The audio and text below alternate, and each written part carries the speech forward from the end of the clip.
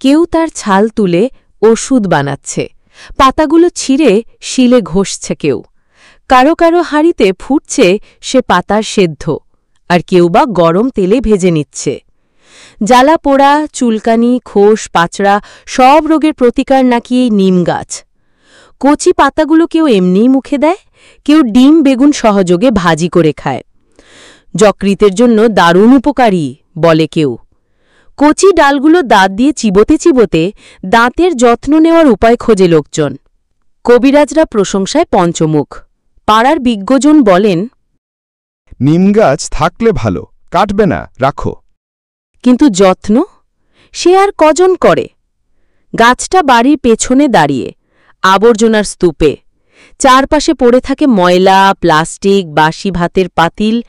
তবু কেউ কেউ বড়জোর শান দিয়ে ঘিরে দেয় তাকে, কিন্তু নিজের ধায় ঝেড়েই নেয়, মনোযোগ দেয় না। একদিন হঠাৎ এক অচেনা লোক এলো, মুগ্ধ হয়ে চেয়ে রইল নিম গাছের দিকে। কারো মতো সে পাতা ছিঁড়ল না, ছালও খুঁটল না, চুপচাপ দাঁড়িয়ে রইল নিম গাছটার সামনে, চোখে বিস্ময়, মুখে মুগ্ধতা। বলল, আহ, কি অপূর্ব সবুজ! পাতাগুলো যেন জল রঙে আঁকা, আর ওই থোকা থোকা সাদা ফুল নক্ষত্রের মতো।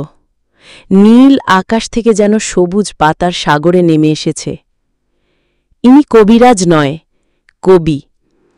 গাছটা নিঃশব্দে শোনে, শরীরে কাঁপন ধরে যায়। ইচ্ছে করে লোকটার সাথে চলে যেতে, দূরে কোথাও, কিন্তু পারে না। তার শিকড় গেথে আছে এই ময়লার স্তূপেই, এই পেছনের উঠোনেই আটকে আছে সে। ঠিক যেমন ও বাড়ির রান্নাঘর থেকে শুরু করে সব কিছু সামলে রাখা লক্ষ্মী বউটির মতো, যে সবার জন্য দিন রাত খেটে যায়, সব কাজ করে, সবাই ব্যবহার করে, প্রশংসা করে, উপকার নেয়, কিন্তু কেউ ভাবে না তার নিজস্ব রূপ আছে, অনুভব আছে, ভালোবাসা পাওয়ার অধিকার আছে। নিমগাছের শিকড়ের মতো তার জীবনটা আটকে আছে সংসারের শিকড়ে।